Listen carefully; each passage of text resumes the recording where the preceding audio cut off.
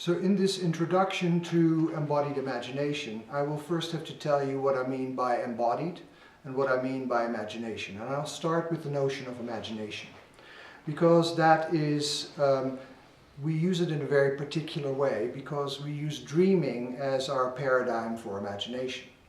Because I think that dreaming, I believe that dreaming is the most pure form of imagination. While you're dreaming, everything is imagined. While you're awake, there are physical things in your environment, and maybe the imagination forms itself around those physical things, but there are physical things.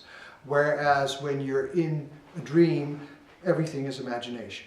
So I take my notion of image from a dream. So what is an image?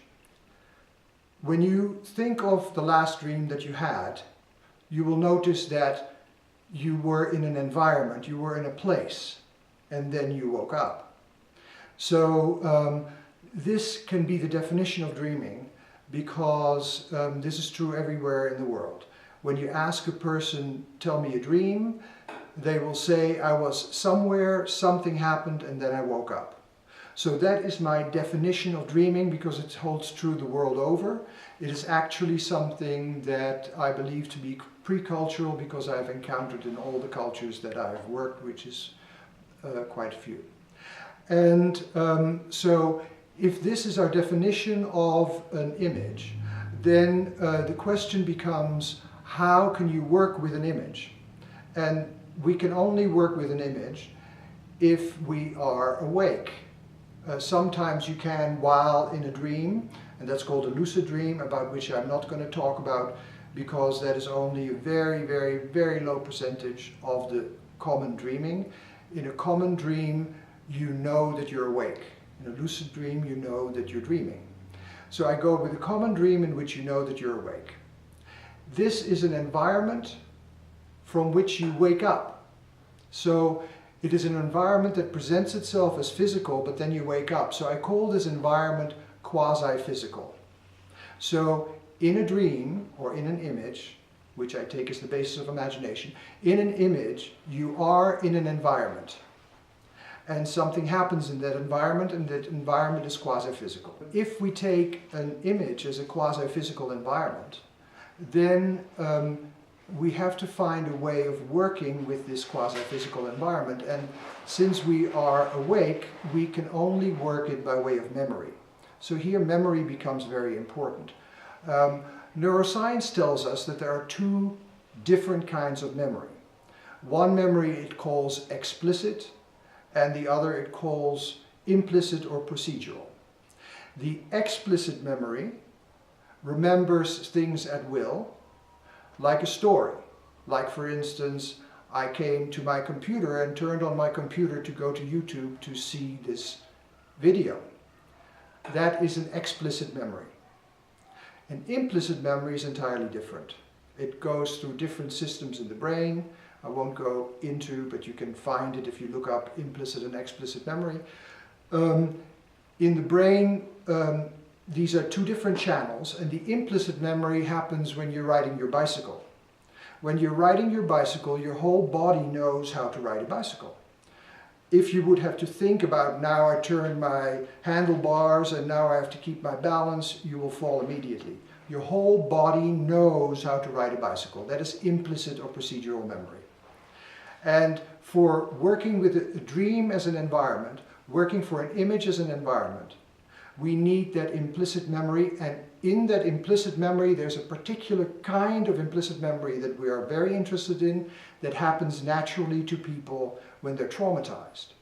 When a person is suffering from a trauma, as many of you know, suddenly an event can trigger the trauma and they're back in the environment with all their senses activated, back in the environment where they were when the trauma happened. That is called a flashback. Now, what we've developed with embodied imagination, and I will explain that later, is a way to artificially get into a flashback to the dream or to the memory that you're working. Because embodied imagination not only works with dreams, it can work with memories, and it can work with symptoms. I will start with how it works with dreams, because that is the most fundamental way. And as you now are going to be in a flashback, you get there by way of carefully observing the environment. So you go in by way of the explicit memory, you go in by way of the story. And as you go in by way of the story, you begin to focus in on particular parts of the story. And as you begin to focus in on them, you take one scene, you begin to focus in on that scene, and as you focus in on that scene, then you begin to involve all your senses. What does it look like? Can you hear anything? Can you touch anything? Are you touching anything? You stay exactly with the data that are given by the dream, and you begin to sense it in all different ways. As you begin to sense it, what happens is that the narrative begins to slow down until the actual narrative begins to disappear, and you're now in the environment as if you are in a flashback, like in a trauma, but now you're in a flashback in the dream. You're in the flashback in the image. So the way that we establish the flashback is by starting with the explicit memory, going to the story. Through the story, we use the story as hieroglyphs to get to the environment. We begin to sense the environment with our whole body, with all our senses, and then we're in the environment and we have slowed everything down. One of the main ideas of working in embodied imagination is slowing down the image so that it begins to become an embodied experience, and now I have to start with the notion of embodied. By embodied, I mean two things. In the first place, I mean what I've just told you, that as you get into the environment, your whole body begins to respond. And that response of your body is an embodied reaction to the image. So that is one way. The other way that I'm using embodied is that everything in a dream, everything in a memory is embodied. It is not physical, but it is embodied because it presents itself as a body. So when you have a dream and somebody walks in, then the first thing that you notice is that it is someone. You notice that it's someone and that someone has a body. And you know that you're awake because that is the basic element of dreaming. You know that you're awake. And so you meet someone who is also awake and you meet that person in their body. So therefore, everything in a dream is embodied. And these are the two ways of looking at embodied. You get embodied responses to the dream, and everything in the dream is embodied. That is the basic definition of embodied imagination. Now the question is further, what happens when you go into a flashback? As you go into a flashback, something begins to happen that we call the hypnagogic state. The hypnagogic state is a state that happens naturally between waking and sleeping.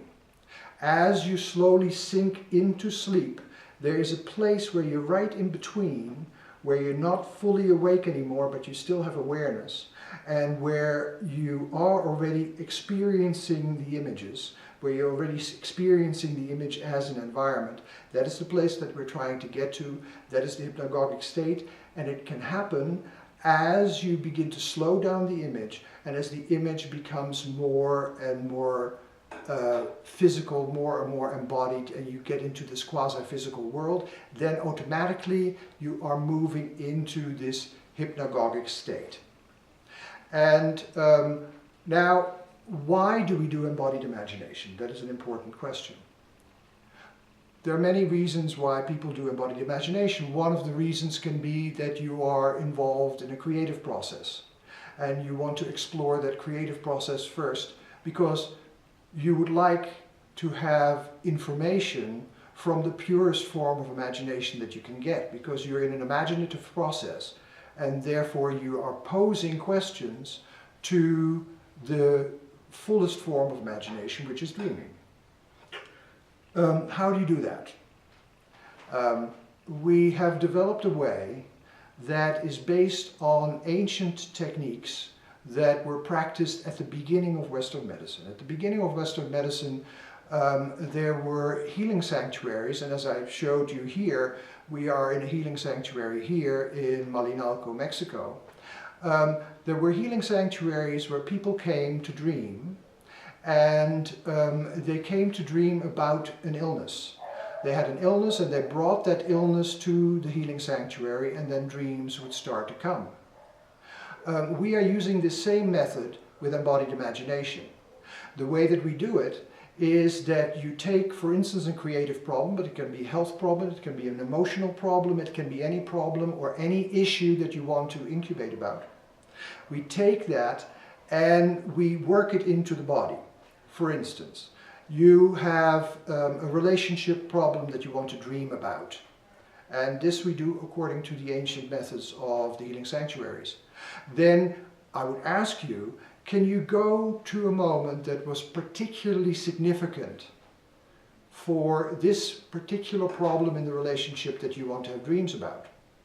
And then I will ask you, can you describe that moment? And we're going into that moment in the hypnagogic state, and we begin to experience it in our body. And now we come to a second element of embodied imagination that I have not yet mentioned, namely that in the imagination, and I will explain that further, in the imagination, every location in the imagination is a potential perspective. You can see that, for instance, if you have a dream about being chased by a dog. You're running away from the dog, you're afraid of the dog, and the dog has this mouth in which is foaming and is running after you, wants to bite you. Clearly, the state of consciousness or the state of embodiment of you as you're running away is a completely different one from the one of the dog. And we have developed ways to not only stay in the personal subjective state, which I call the habitual consciousness, not just to stay in habitual consciousness, but to move out of habitual consciousness into other states of consciousness. For instance, the dog. Now, how do you do that? You look at the dog, you begin to be empathically attuned to the dog. The way that you do that is through a process that I call interior miming. This interior miming is that you begin through micro movements of your body to imitate the movements of the dog. As you imitate the movements of the dog and you begin to be more and more like the dog, and you begin to sense the running and you begin to sense it in the jaws of the dog, and as you sense the growl of the dog, you can sense it right here in the jaws of the dog, and then you become suddenly identified with the dog. And you can begin to experience this whole environment from the perspective of the dog, from the perspective of that bloodthirst of the dog, and you are in a completely different perspective. Now, you can do this with anything. You can it's not only a person, like when Uncle Joe walks in and you can become identified with Uncle Joe. You can do it with things as well, because in dreaming there are no things. In dreaming there are only phenomena. A phenomenon is sense data. Phenomena are sense data. Experiences. There are only experiences in a dream. So when I see, for instance, a lantern pole, and I look at the lantern pole, then the lantern pole is not a thing, but we only have the experience of the lantern pole, so that the lantern pole is animated. Everything in a dream exists in a state of animation, and we can participate in the animation of others besides the self that we are identified with, which I call habitual consciousness. Now, therefore, in a dream, we are now going back to the notion of incubation. As we are in the memory of the incubation, we can not only experience that memory from the point of view of self, like he was so nasty to me, but we can also begin to sense it from the perspective of something else, from a table, or from the perspective of the person who's nasty to you. And as you do that, you get different embodied states. Then comes the next step. Each of these embodied states, we have to work deeply into the body so we can remember them as embodied experiences. The way that we do that is by focusing where in the body you have the most sensitive place to this particular experience. And then you focus on that place in the body, and it becomes an emotional memory, a sense memory, something that is imprinted in the body that you can trigger again. And the reason why we do this is because it is not really possible to feel several emotions clearly at the same time, but you can feel several locations in the body at the same time. And as you feel these locations in the body at the same time, so for instance, the experience of the one running away from the dog and the experience of the dog, the one running away from the dog, for instance, in the chest, that and from the dog like, and if you can feel both of them at the same time, the jaw and the chest, then what begins to happen is that you get a composite of states, and that's what we're after. We're after a composite of states, and as we feel this composite of states, it becomes a very complex state of being that you're in.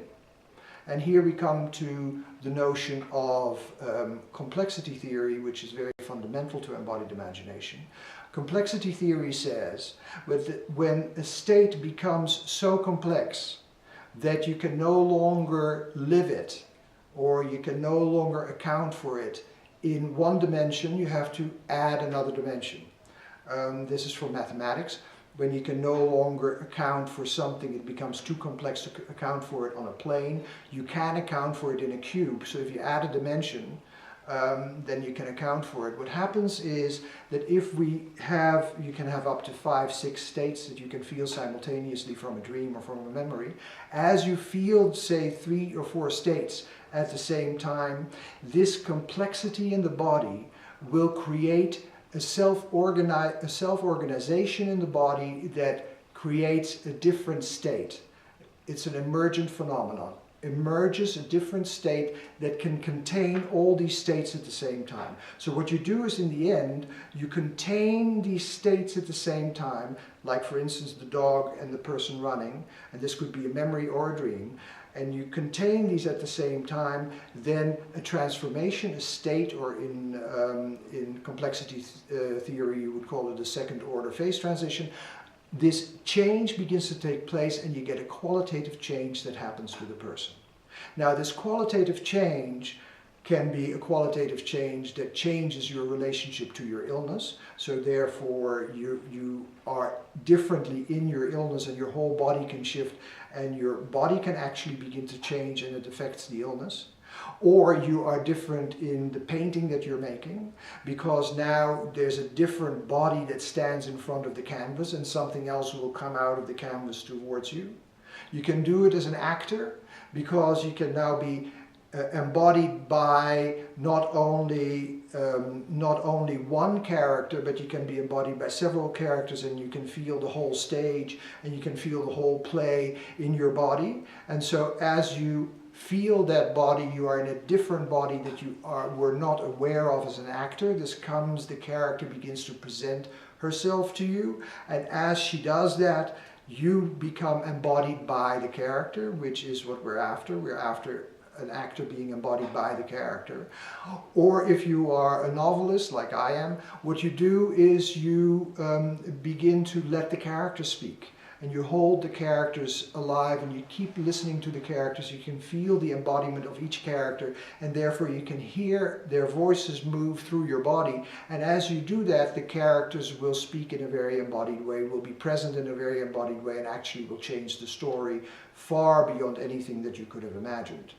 So this method has also possibilities for people who do research. Like if you are a researcher and you look through a microscope, then the body that looks through the microscope is of great importance to what you see through the microscope. Like for instance, we did work with a microbiologist who got out of he was a medical doctor, he got out of his therapeutic stance that he had to make people survive. He moved into a stance through a dream where he became neutral, and then he began to see different microbes under his microscope. He began to see them differently, he could experience them differently, and therefore he could begin to make new discoveries. So you can do it with many different subject matters, embodied imagination. And I hope that this gives you a little bit of an impression what can be done, And if you want to have further information, then contact us and we'll give you a website where you can contact us. And thank you very much for your attention. I hope that you got a little bit of an impression what embodied imagination actually can do.